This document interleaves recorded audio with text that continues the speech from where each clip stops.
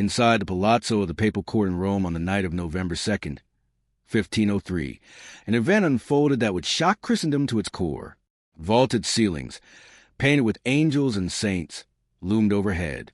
Dozens of naked attendants crawled across the cold marble floors.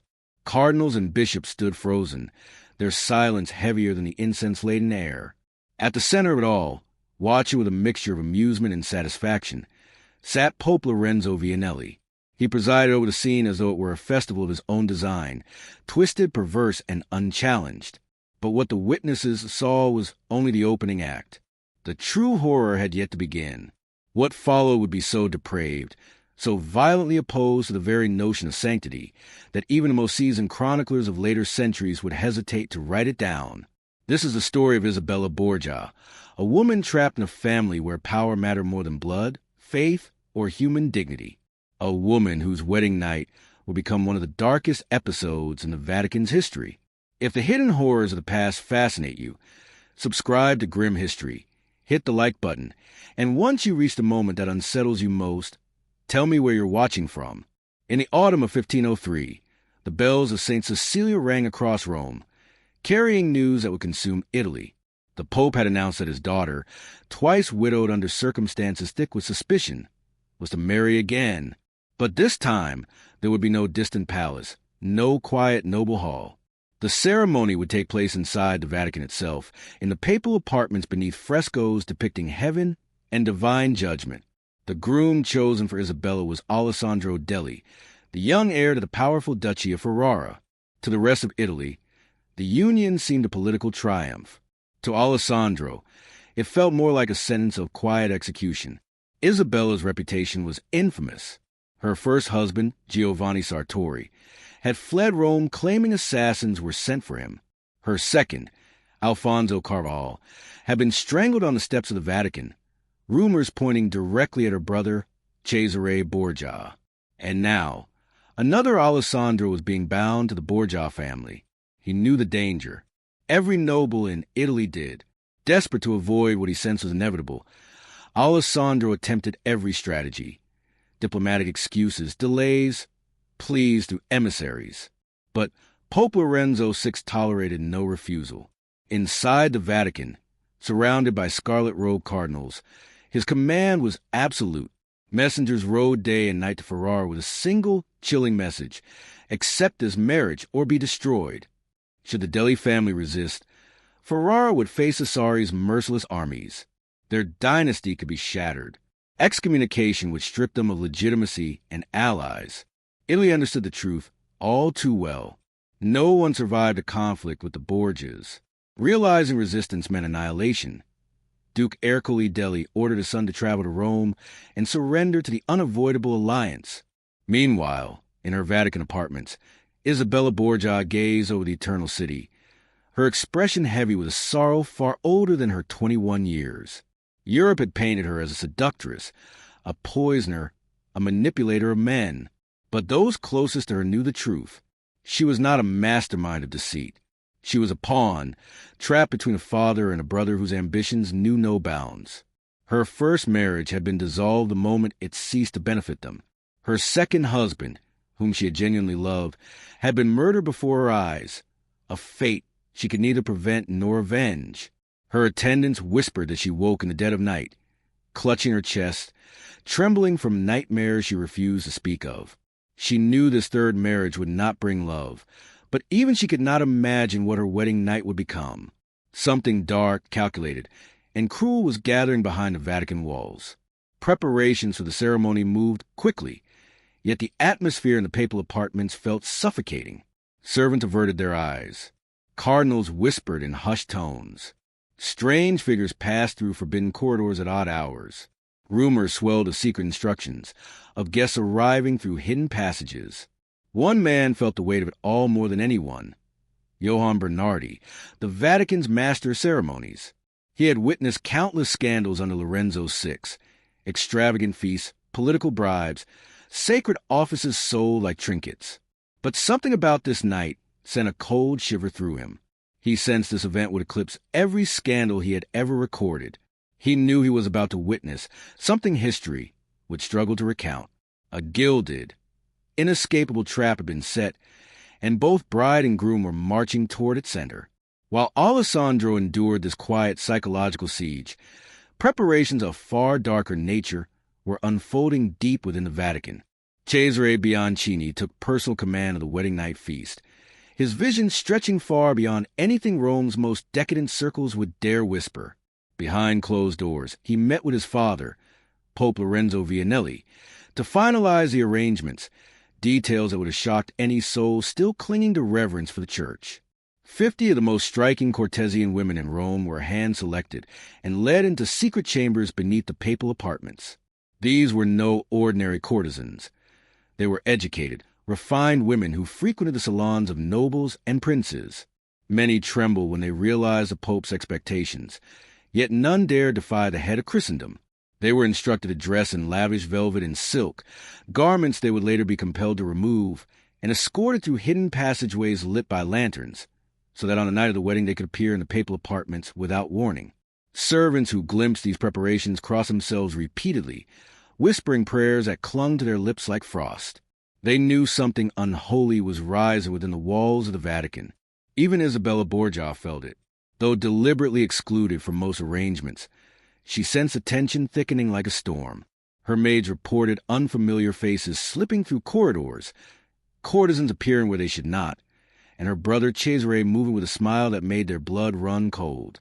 The night before the wedding, unable to endure the suffocating atmosphere, Isabella fled to the Sistine Chapel. Beneath Michelangelo's thunderous sky, beneath the painted hand of God reaching toward Adam, she collapsed to her knees. She prayed, not for love or happiness, but for rescue, for intervention, for any sign at all. The chapel remained silent. The divine seemed impossibly distant. Candles flickered in the winter air, sneaking through ancient cracks as though straining to survive. Outside, the Vatican readied a celebration that would blur the line between sacred ritual and unspeakable corruption. In his chamber, Johann Bernardi, master of ceremonies, reviewed the final protocol. His hand shook as he dipped his quill. He knew too well that what he recorded that night would either be buried forever or become one of the most damning accounts in church history. The night of November 2nd, 1503, was approaching, and with it, a spectacle that would drag even the walls of the Vatican closer to hell. The wedding day. November 2nd dawned with all the grandeur of a papal wedding. Bells echoed across Rome's 7 hills. Crowds thronged the streets, eager to glimpse the infamous bride. Inside the apostolic palace, Isabella was prepared by a dozen attendants. She wore a gown of shimmering silk, embroidered with gold that glowed like molten flame beneath the candlelight. Her hair, long, bright, and intricately braided with pearls, fell over her shoulders. Her face was pale, powdered to mask the exhaustion and fear beneath her eyes. When she looked into the mirror, she did not see a bride. She saw a sacrifice. The ceremony was held in the papal chapel, a chamber drowning in gilded walls and holy paintings. Pope Lorenzo VI officiated personally, his booming voice filling the sacred space as he bound Alessandro and Isabella together before God. Rows of scarlet-clad cardinals stood rigid, faces carved into massive devotion, but behind their piety flickered dread. Every one of them knew the Bianchini reputation. Every one sensed that what they witnessed today was only the prelude. After the ceremony, the guests were escorted to the Bianchini apartments, halls resplendent with frescoes by Pinturicchio. Stories of saints, heroes, and myths stretched across walls now tainted by the debauchery that approached. Enormous tables overflowed with roasted boar, pheasants still adorned in feathers, piles of exotic fruit, and goblets of wine from the finest vineyards. Cardinals, Roman nobles, emissaries from Ferrara, and hand-picked courtiers filled the room. Alessandro and Isabella sat at the head table, trapped in a celebration that already felt unreal, a masquerade masking something far darker. At first, the banquet unfolded like any noble feast. Gentle music drifted through the air. Toasts were offered, hollow compliments exchanged, polite diplomacy performed. But as night deepened, the atmosphere shifted. Pope Lorenzo, flushed from heavy drinking, grew louder, more jubilant. Cesare, silent until now, slowly rose and delivered a subtle command with a tilt of his head. The massive door slammed shut. Guards took their positions. No one would leave this room. What happened next tore through the last remaining boundary between decadence and depravity. At Cesari's signal, side doors opened, and 50 Cortesian women stepped into the hall, draped in velvet and jewels, unable to hide the terror in their eyes. A hush fell over the room, thick as smoke. Then Pope Lorenzo rose from his throne, smiling as if unveiling a masterpiece, and announced that the true entertainment was about to begin. At his command, the women began to remove their lavish garments, letting silk and velvet slip to the marble floor until they stood naked before the assembly. A cathedral built for prayer now witnessed a scene that seemed ripped from a blasphemous dream. Cardinals turned their heads, fingers tracing frantic crosses over their chests. Some tried to rise and flee, but the guards shifted forward, hands on swords, making it unmistakably clear that no one would escape the spectacle. Alessandro could only stare, frozen in disbelief and revulsion. Isabella sat beside him, petrified, tears streaming silently into her silk gown, hands clenched so tightly that her knuckles blanched white. Then came the Pope's next order. The naked women were commanded to dance between the long banquet tables. Servants lit towering candelabras, casting jagged shadows across the frescoed walls. The women moved like spectral figures through flickering light, their silhouettes twisting across the saints and angels painted above, as the Vatican itself seemed to dissolve into a pagan ritual. But Pope Lorenzo was only beginning. In an act crafted solely to degrade, baskets of chestnuts were brought in and scattered across the marble floor. The nuts rolled between horrified guest feet, echoing faintly like distant thunder. Then the next phase of his depravity was revealed. The women were commanded to crawl on all fours between the legs of cardinals and nobles to gather the chestnuts like animals in a grotesque contest. The one who collected the most would be rewarded with silk cloaks, gold jewelry, and treasures from the papal vault. The humiliation was so extreme that Johann Bernardi, hardened by decades of witnessing the Vatican's darkest secrets, later admitted he struggled to record it in words.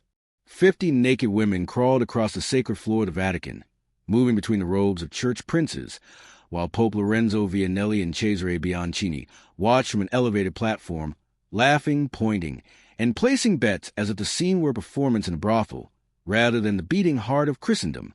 Some young cardinals, drunk and overwhelmed by the spectacle, laughed and cheered. Others lowered their heads, crushed by the war between their faith and their terror of the Pope. Alessandro Deste sat motionless, unable to comprehend that this nightmare was part of his wedding feast in the Vatican itself, under the eyes of the man claiming to speak for God. And Isabella Borgia, poor Isabella, her wedding gown now a shroud, stared blankly.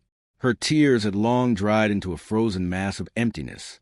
She had always known her father and brother were capable of monstrous things, but she could never have imagined they would turn her wedding into a ritual of utter damnation. Yet even now, the night had not reached its darkest point. As midnight approached and the Vatican clock struck 12, Pope Lorenzo finally declared the end of the chestnut banquet. The naked courtesans, exhausted, huddled in corners with their humiliating prizes. Wine-soaked tables, stunned and half-drunk guests, and a pervasive sense of brokenness filled the room. But Lorenzo, clear-headed and intent, silenced the hall further with his next command.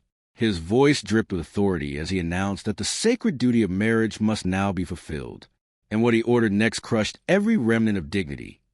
Alessandro Deste was to consummate the marriage with Isabella not once, but 3 times, in full view of all present, to verify the union before both church and world. The hall descended into horrified silence. Even Cesare, whose name had become synonymous with brutality, looked sharply at his father, momentarily caught off guard by the audacity of the decree.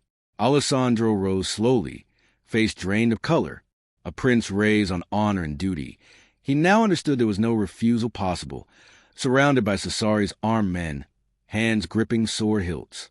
He turned toward Isabella, who trembled like a bird trapped beneath a predator's shadow. Her eyes were vacant, her spirit already battered beyond resistance. Her lips moved, but no sound escaped. Under the murderous gaze of guards and the expectant stare of the Pope, Alessandro had no choice. He escorted Isabella toward an adjoining chamber, normally reserved for diplomats, now transformed into a bridal chamber.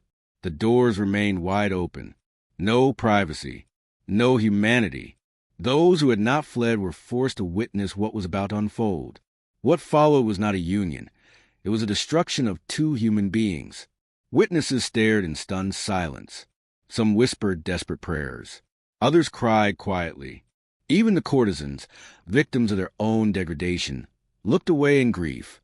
As the night dragged on, Isabella slipped into a state beyond exhaustion and fear. Her mind, desperate to survive, separated from the nightmare unfolding around her. She moved mechanically, as if her spirit had fled her body to escape what she could no longer endure. And then, just as the first pale light of dawn crept through the Vatican windows, Pope Lorenzo issued the command for the third and final fulfillment of his monstrous decree.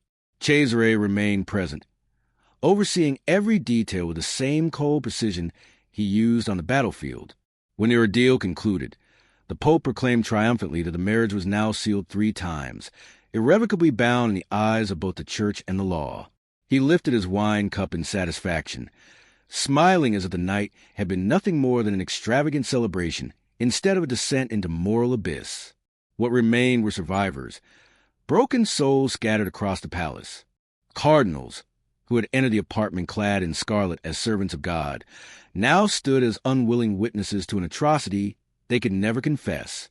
Their silence and inaction made them accomplices. When the sun rose over Rome, it revealed devastation. Empty wine jugs, chestnuts crushed into marble floor, exhausted courtesans curled in corners, guards standing like statues, eyes downcast. In the adjoining chamber, Isabella lay completely still, staring upward as if the ceiling were miles away. Her body remained, but her spirit had fled. Alessandro sat at the edge of the bed, trembling violently, face buried in his hands. No battlefield, no political threat had ever shattered him like this night. There was no revenge powerful enough to restore what had been taken. Within days, he left Rome quietly, broken beyond repair, returning Ferrara in silence that would never lift. Word of the banquet spread like wildfire. Whispers in Roman streets became murmurs across Italy, and soon dispatches reached courts throughout Europe. Ambassadors wrote in coded letters. Priests spoke in veiled warnings. Nobles read with stunned disbelief. The Venetian envoy famously wrote, "What happened in the Vatican surpasses even the darkest imaginations of ancient Rome." He declared that the Pope had disgraced not only his daughter, but the Church itself. The Bianchini family had long been feared, but now, across Italy and beyond, they were viewed as the very embodiment of corruption. In marketplaces and taverns, people lowered their voices when speaking their name, as if the family itself could hear. Preachers seized the tale as proof of Rome's moral decay.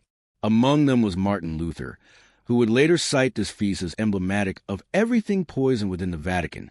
Meanwhile, Johann Bernardi, the master of ceremonies who had witnessed everything from beginning to end, recorded it all in his diary.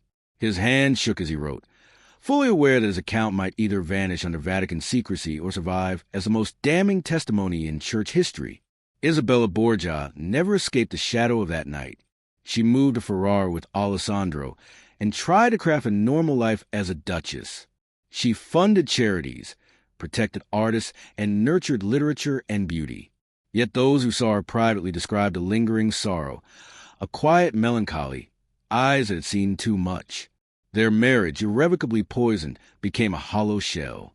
She bore children, but side by side with Alessandro, they lived separated by a wound no human could mend. Isabella died young at 39, giving birth to her 8th child. On her deathbed, she asked for a priest and prayed until her final breath.